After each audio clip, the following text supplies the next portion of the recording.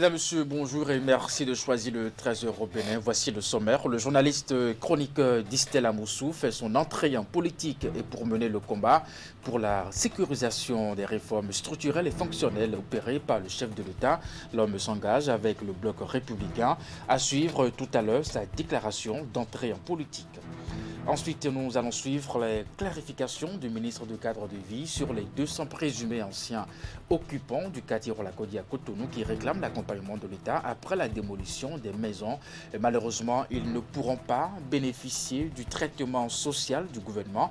Leur information ne figure pas dans les données du ministère du Cadre de Vie collectées à la faveur des opérations de recasement, de recensement et de relogement des occupants.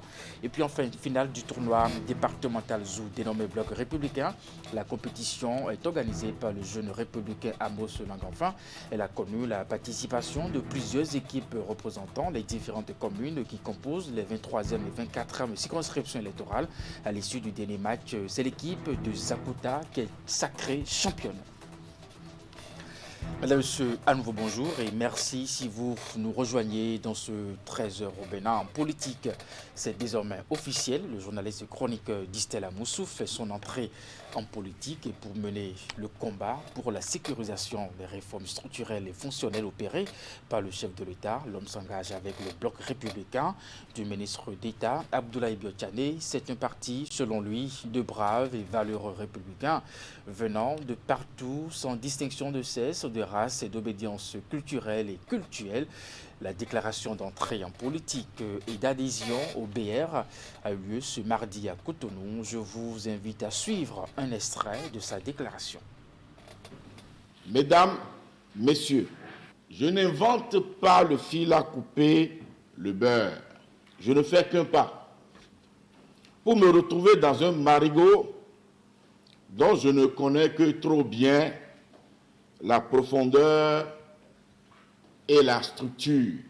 Je suis parfaitement conscient de l'acte que je pose devant vous aujourd'hui.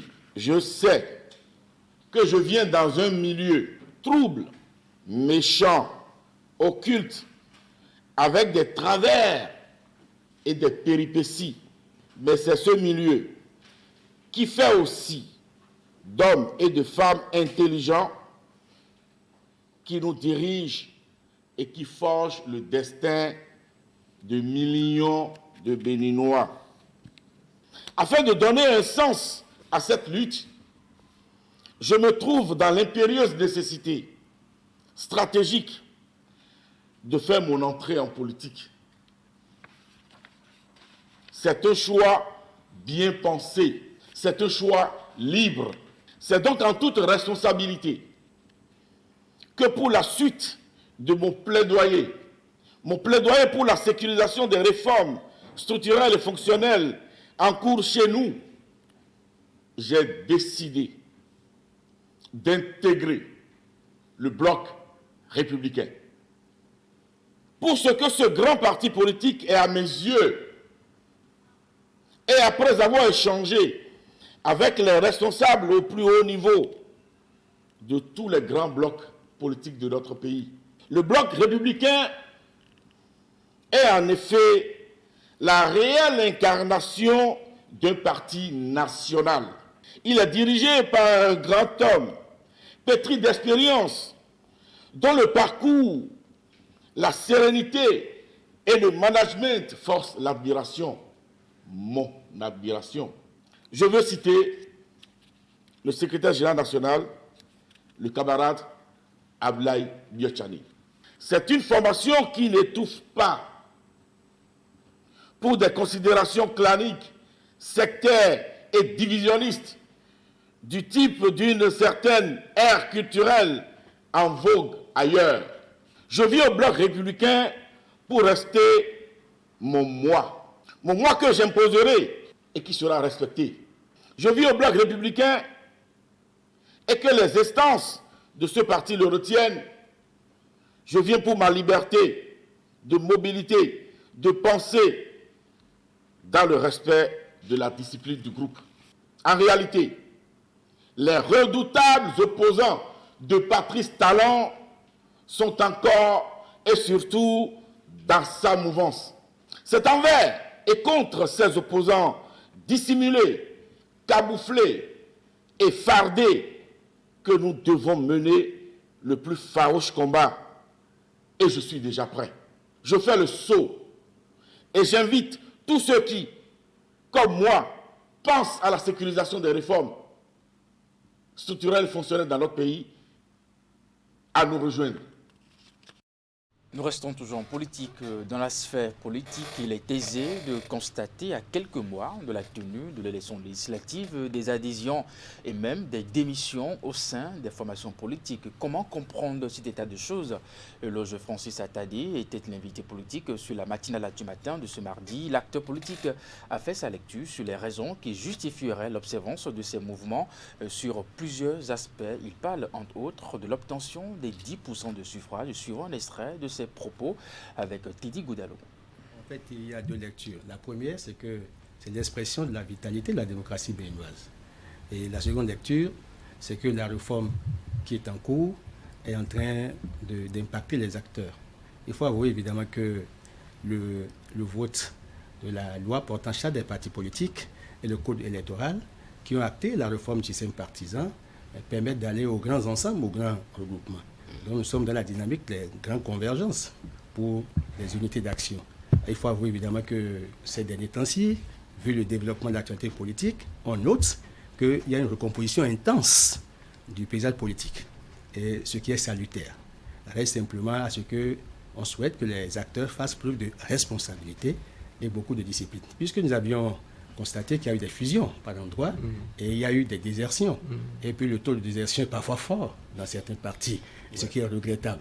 Alors comment est-ce qu'il faut corriger la CIE pour que nous puissions aller à des ensembles plus forts, plus homogènes, plus cohérents, tels que le promeut le code électoral et surtout tel que le promeut la charte des partis politiques. Donc je voudrais évidemment dire que c'est l'intensité. Ce qui marque l'actualité, c'est la fusion entre le PRD et l'Union progressiste, survenue le 21 août 2022 au stade Charles de Gaulle à Porte-Nouveau. C'était inattendu parce que le PRD est resté longtemps dans l'opposition. Vous savez que le PRD a presque eu la certification ISO dans l'opposition parce que le PRD est un parti qui a une conviction forte. Et le PRD avait tenté un mariage avec le bloc républicain qui n'a pas porté, et puis le PRD a lui fait défection, mais est resté seul pour examiner tout en accompagnant le chef de l'État. Mais le PRD, après avoir examiné sa situation, ses forces et ses faiblesses, et il a constaté qu'il y avait des chicanes dans le code électoral, notamment les 10% qui l'ont empêché de conquérir des postes à l'Assemblée nationale, a fini par aller à un mariage avec l'Union progressiste qui, à l'issue des deux élections de 2019 et 2020, s'est affiché comme des grands partis, a affirmé sa suprématie, son hégémonie sur l'échiquier politique. Cependant, l'Union progressiste savait qu'il avait des faiblesses, notamment dans la 19e, la 20e, la 21e et la 22e circonscription électorale. Je veux indexer évidemment l'Ouémé et le Plateau. C'est ça. Alors comme l'Union progressiste a l'ambition d'être le grand parti, le parti le plus fort pour contrôler l'offre politique sur les décennies à venir, l'Union progressiste a fait la démarche vers le PRD qui a accepté. Et aujourd'hui, nous en sommes à une fusion. Allez, sur tout autre sujet à présent, face au phénomène de l'extrémisme violent qui envahit la sous-région ouest-africaine, le Bénin saura-t-il mettre des stratégies efficaces pour freiner les perturbations des groupes terroristes? Cette interrogation est au cœur d'un dialogue national qui se déroule bien entendu à Cotonou, une initiative de l'Association pour la paix et la prévention de l'extrémisme violent dans les pays du Golfe de Guinée avec l'appui de la coopération suisse. La cérémonie d'ouverture a été présidée par le directeur de cabinet du ministre de l'Intérieur et de la Sécurité publique. Voici le compte rendu. 72 heures pour réfléchir et trouver des mesures civiles pour renforcer la résilience du Bénin face aux affres du terrorisme. C'est ce à quoi s'attellent ici responsables publics, analystes et praticiens de la question. Exercice voulu par l'Association pour la paix et la prévention de l'extrémisme violent dans les pays du Golfe de Guinée pour contrer une tendance. 2021 a été pour nos États une année difficile, au cours de laquelle nous avons effectivement retrouvé les menaces qui profilaient à l'horizon, et cette année au cours de laquelle nos pays ont enregistré, surtout dans les pays du Golfe de Guinée, des attaques terroristes, attaques perpétrées contre les symboles de nos États, les forces de défense et de sécurité et aussi les populations. Et en plus des solutions militaires proposées pour endiguer le phénomène, il faut d'autres mesures, d'où la mobilisation de ce parterre de personnalités. Leur piste de réflexion est tracée ici par l'émissaire du gouvernement. La porosité des frontières avec des pays déjà touchés, la proximité sociale, culturelle et culturelle entre ressortissants des différents pays de la région occasionnent des interactions diffuses et difficiles.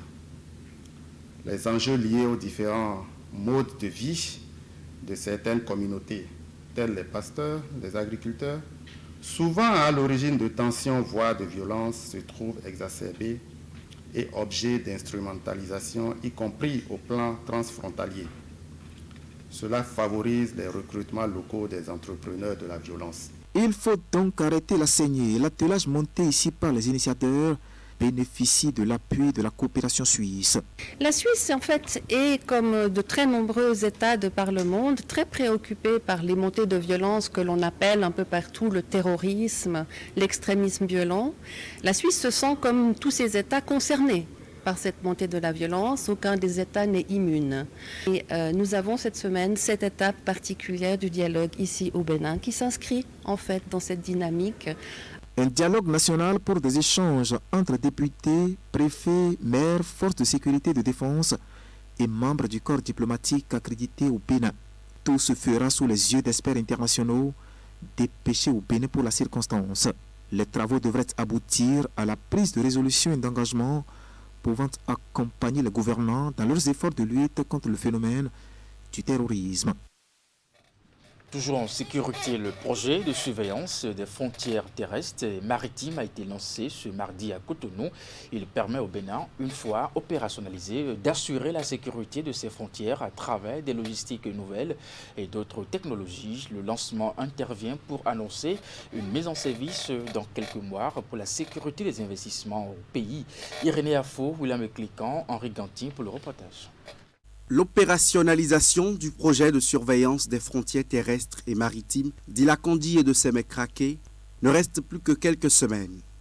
Un projet qui matérialise une ambition du chef de l'État Patrice Talon, né en 2018, après sa visite au Premier ministre norvégien. Dès la mise en service, le Bénin va être doté de nouvelles logistiques et d'infrastructures renforçant le système sécuritaire de ses frontières. Ceci grâce à l'appui de la société logistique Vissim. Cette collaboration va donc permettre de garantir la sécurité des investisseurs actuels et futurs. Les objectifs spécifiques vont se décliner sous deux axes. D'une part, des objectifs de nature sécuritaire, comme je l'ai dit, visant à sécuriser l'environnement, le rendre attractif aux investissements, recueillir du renseignement, conserver le milieu marin. Mais ces objectifs se déclinent également sur un plan purement économique. Car c'est bien de cela qu'il s'agit également. À travers ce projet, on va pouvoir faciliter la navigation en mer, développer véritablement des activités de pêche qui seront génératrices de revenus supplémentaires pour l'État et in fine donc pour nos concitoyens. À travers cette initiative, un centre de contrôle sera mis sur pied pour la supervision des différentes frontières et des ports. Ce projet est une solution que le Bénin va acquérir pour faire face à toutes ces menaces-là qui impactent l'économie nationale. Donc le projet consistera à renforcer la surveillance maritime, à protéger l'environnement, à protéger nos ressources, mais également à mieux gérer les flux de population au niveau de nos frontières. Dans sa phase de concrétisation, ce projet va apporter son coup de pouce afin de soulager le corps militaire dans la lutte contre la contrebande. Ils mettent à leur disposition les outils utiles et nécessaires pour assurer la sécurité terrestre et maritime des frontières. L'avantage de ce projet, c'est de permettre au gouvernement de lutter d'abord contre la piraterie au niveau de la mer et aussi au niveau des frontières d'avoir une vue d'ensemble sur tout ce qui se passe désormais au niveau de nos frontières terrestres. Et donc à la fin de ce projet, nous allons construire à Cotonou un centre de contrôle et depuis ce centre, nous pouvons visualiser tout ce qui se passe sur la mer pour prévenir les attaques des pirates et tout ce qui se passe au niveau de nos frontières terrestres, à savoir Ila, Conduit et Craqué. La concrétisation du projet de surveillance des frontières terrestres et maritimes d'Ila-Kondi et de Sémé-Craqué va placer le Bénin au premier rang en matière de surveillance maritime et de l'économie bleue en Afrique de l'Ouest. Je vous l'annonçais en titre, les 200 présumés anciens occupants du quartier Rolakodi à Cotonou réclament l'accompagnement de l'État après la démolition des maisons, ne peuvent pas bénéficier du traitement social du gouvernement. Leur information ne figure pas dans les données du ministère du cadre de vie collectées à la faveur des opérations de recensement et de relogement des occupants. L'autorité de ce département ministériel a tenu à clarifier l'opinion publique sur la situation au lendemain du communiqué de démenti qu'il a sorti. José Didier Tonato réaffirme sa disponibilité, bien entendu, et celle du gouvernement à conforter ses preuves à celles des récurrents devant les autorités compétentes. On va suivre ici un extrait de sa déclaration. Le ministère du cadre de vie et du développement durable a été saisi d'une plainte par Exploit du Ciel le 21 juillet 2022 d'un collectif des sinistrés de relogement de Rolakodi, représenté par le sieur Jules Moussinou. Et l'analyse de cette plainte appelle de notre part quelques commentaires. D'abord, sur la base des adresses fournies, lots et parcelles, sur la liste des personnes de ce collectif, nous avons relevé que seules 2 maisons figurent dans le périmètre ayant fait l'objet du recensement de notre opération, donc ayant fait l'objet de la photographie aérienne du quartier. Cette photographie a été faite le 29 juillet 2021 et qui a servi de base pour l'enquête de recensement réalisée par le cabinet que nous avons recruté. Aujourd'hui, c'est la méthode la plus moderne, photographie aérienne par drone, établissement des cartes, identification des occupants. Nous avons choisi de ne pas partir d'une liste de présumés propriétaires, mais de partir de la situation réelle du terrain et de prendre en compte tous les occupants de la façon la plus précise. Sur cette liste de 120 personnes, ce n'est pas 120 personnes qu'il s'agit, ce n'est pas 200 personnes qu'il s'agit, c'est pas 200 personnes qu'il s'agit, pardon, mais il y a déjà des doublons dans ce répertoire qui a été présenté comme personnes habitant Rolakodi, régulièrement habitants constatés et non réinstallés.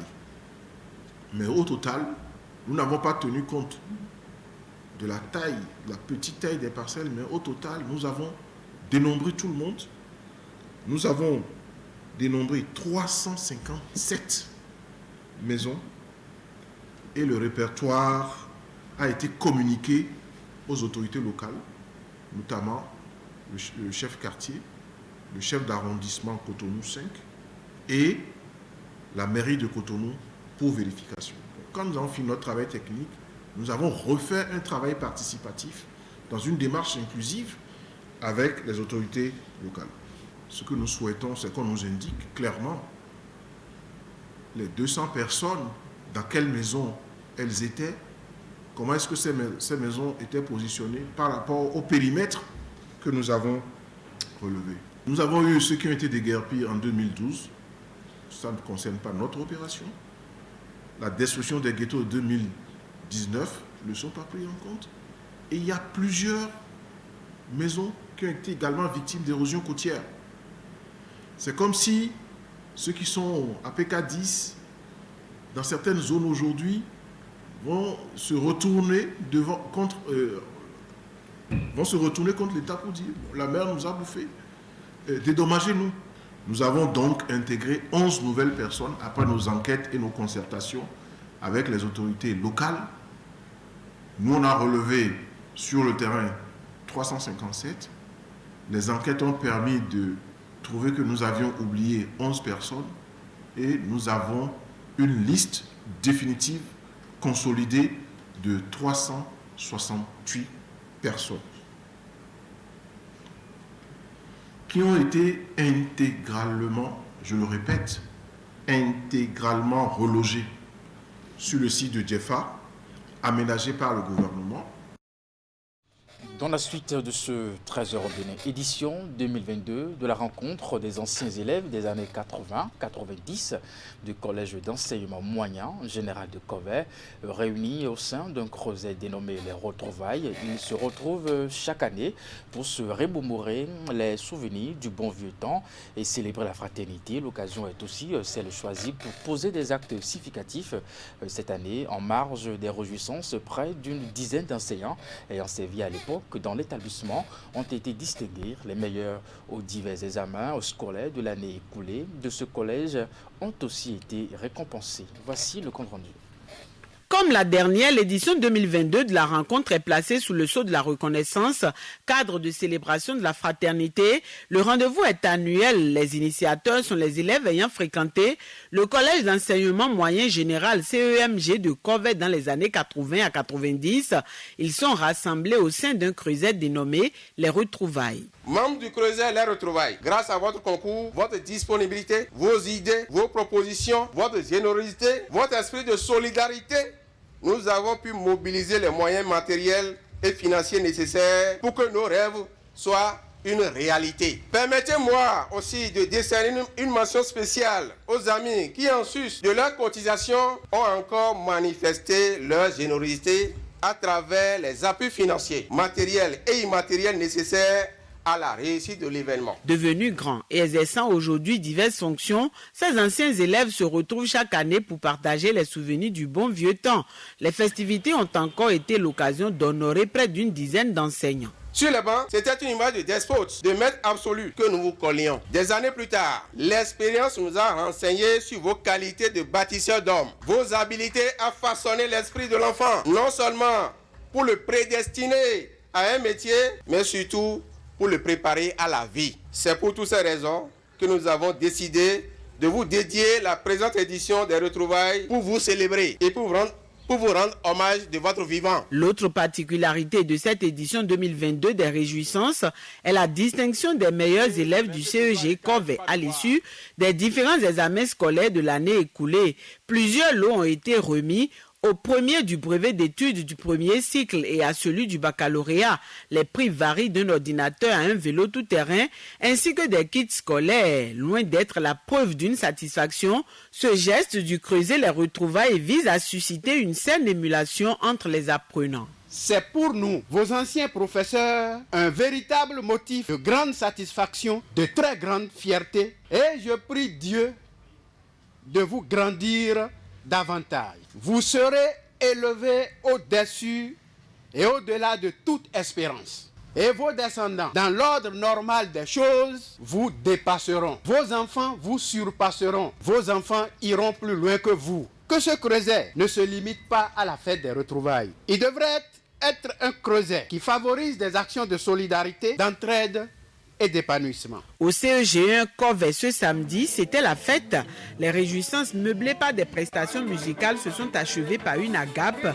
Divers mets locaux ont été préparés pour permettre aux participants de se régaler. Les festivités ont pris fin tard dans la nuit par une soirée dansante.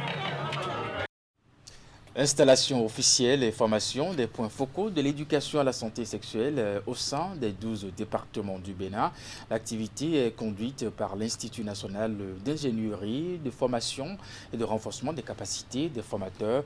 Elle est une étape importante dans la généralisation de l'initiative de l'ESS à tous les établissements secondaires.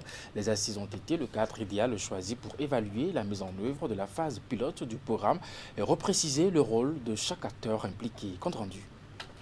La problématique est toujours d'actualité malgré les efforts consentis par de nombreux acteurs, notamment le gouvernement. En réponse à la recrudescence des grossesses en milieu scolaire ces dernières années, il a été décidé depuis 2018 de l'introduction de l'éducation à la santé sexuelle, ESS, dans les programmes d'études au collège. Cet atelier vise à renforcer les capacités de ceux et celles en charge de l'ESS dans les régions du pays. le gouvernement du Bénin accorde une grande importance aux questions éducatives.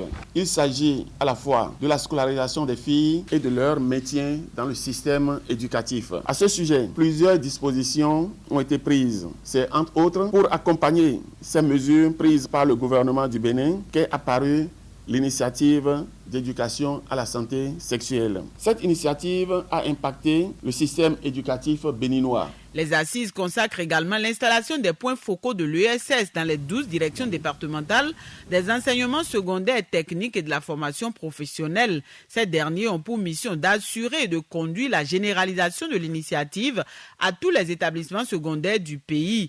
Dans cette démarche, les autorités ont bénéficié de l'appui technique et financier de l'ambassade du Royaume des Pays-Bas près le Bénin. Votre présence à cet atelier s'inscrit donc dans cette perspective d'extension de l'ESS à tous les départements, à toutes les communes et à tous les établissements. Le ministre des Enseignements secondaires techniques de la formation professionnelle a besoin de votre accompagnement pour atteindre les objectifs assignés à cette noble mission qu'est l'éducation à la santé sexuelle. L'année scolaire 2016-2017, nous avons enregistré dans le système éducatif béninois 3045 cas de grossesse en milieu scolaire. Au cours de l'année scolaire 2017-2018, nous avons enregistré 2912 cas de grossesse en milieu scolaire, ce qui veut dire qu'il y a une réduction. De 2018 à 2019, ce taux est passé à 1122 cas de grossesse en milieu scolaire. L'année 2019-2020 est une année caractérisée par la pandémie du Covid, dont les statistiques ont été examinées et nous avons constaté paradoxalement qu'il y a une légère augmentation. Et jusqu'à présent, nous constatons que ce taux va de diminution en diminution. Au cours de la rencontre, l'expérience de la mise en œuvre de l'éducation à la santé sexuelle dans les établissements pilotes a été évaluée. Les résultats obtenus les années précédentes ont été présentés. Les participants ont aussi eu droit à plusieurs communications. Les travaux ont été conduits par l'Institut national d'ingénierie de formation et de renforcement des capacités des formateurs. La problématique de la croissance démographique est au cœur d'un séminaire initié ce mardi par le Conseil économique et social élargi aux acteurs extérieurs. Avec-il des questions liées à ce sujet? La rencontre a pour objectif de réfléchir aux stratégies à adopter pour garantir un développement durable. Les travaux se déroulent à Cotonou, compte rendu de Ingrid Huder, Henri Ganti. C'est un rendez-vous intellectuel qui a mobilisé autour du bureau du Conseil économique et social le ministre de la Justice et de la Législation, les présidents des institutions, les universitaires et les experts. Réunis dans cette salle, ils sont invités à réfléchir autour de la problématique de la croissance démographique pour un développement durable. La présente initiative se justifie pleinement, d'autant plus que l'efficacité des politiques publiques en matière de développement durable, dans une certaine mesure, dépend de la prise en compte des facteurs essentiels liés à l'homme et à son comportement.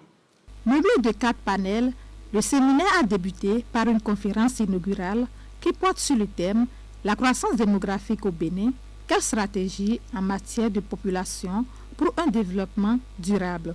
Les travaux se déroulent également en 2 petits groupes pour permettre aux participants d'aborder tous les sous-thèmes que le président du Conseil économique et social a pris le soin d'énumérer ici. Au cours de cette assise, nos échanges porteront, entre autres, sur des thématiques ci-après. La croissance démographique et dynamique du peuplement depuis l'indépendance du Bénin.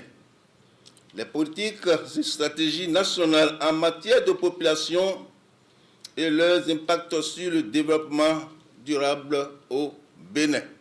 Les mécanismes appropriés de mise en relation de la dynamique démographique et du développement durable pour répondre efficacement aux besoins d'une population sans cesse croissante. À ce séminaire, les conditions sont réunies pour des échanges très fructueux. Ces échanges vont déboucher sur des idées novatrices qui vont permettre un arrimage parfait entre les questions démographiques et le développement durable. Le ministère de l'Agriculture, de l'Élevage et de la Pêche a procédé ce mardi, bien entendu, à la validation des documents de politique de sécurité des systèmes d'information. Le document en étude vise à sécuriser et à sauvegarder les données agricoles. Les travaux se déroulent à Cotonou. Voici le compte rendu.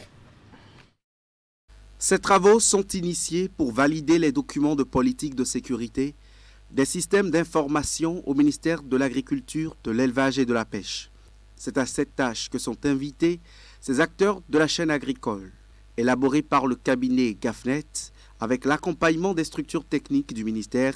Le document vise à sécuriser et à sauvegarder l'ensemble des données agricoles du Bénin. Il est attendu de vous de donner votre appréciation sur son contenu, d'analyser les stratégies proposées et d'apporter vos précieuses contributions à son amélioration en vue donc de sa validation.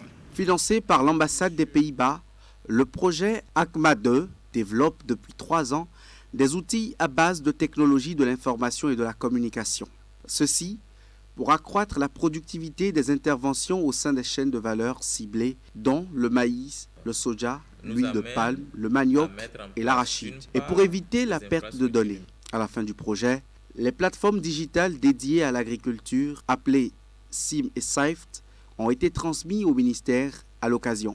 Nos actions s'articulent autour de l'amélioration de la productivité agricole, de la commercialisation et de la professionnalisation agricole des acteurs et enfin l'amélioration du climat des affaires au niveau local. Nous voudrons dire là la mobilisation de l'autorité, des autorités locales et pour pouvoir discuter sur des questions qui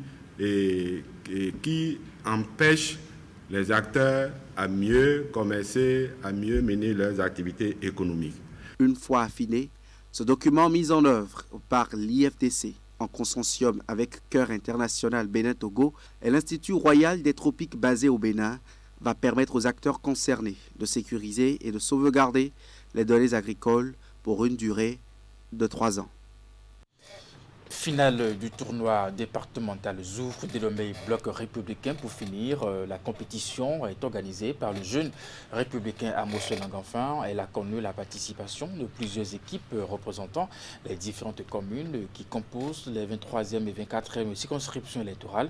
À l'issue du dernier match, c'est l'équipe de Zapota qui a été sacrée championne avec un score de 3-2 contre les joueurs d'Abomey. La fête de football a connu la présence des leaders du bloc républicain de la région et bien d'autres invités. Les images.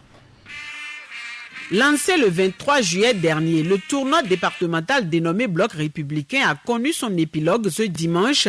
La compétition de football initiée par Amos Langanfin a rassemblé des équipes représentant chacune des communes qui composent les 23e et 24e circonscriptions électorales. Au terme des éliminatoires, quart et demi-finales, les derniers matchs ont été joués sur le terrain omnisport du Zakota. C'était devant une foule, les élus, des leaders du parti du Cheval Blanc Cabré et bien d'autres invités. Le tournoi est lancé, organisé juste pour révéler notre parti. Le parti, le Bloc républicain, est notre parti et nous devons pouvoir l'honorer car c'est un parti de jeunes, c'est un parti de femmes, c'est un parti d'avenir. Du nord au sud, durant ce trimestre du BR, beaucoup d'activités ont eu lieu. Dans cette activité, et j'encourage les jeunes à faire connaître autant que possible notre parti. Devant un public fortement mobilisé, 2 matchs ont été joués. La petite finale a précédé la grande qui a opposé l'équipe de Zakota en vert à celle d'Abomey en jaune. La première mi-temps s'est achevée sur un score de 1 but partout. De retour des vestiaires, les joueurs dans les 2 camps ont rivalisé d'ardeur, de talent, de savoir-faire puis de technique. À la 80e minute de jeu, le Dossa 9 vert inscrit le but qui va décanter la situation. Zakota 3, Abomey 2. Le score est resté inchangé jusqu'au coup de sifflet final.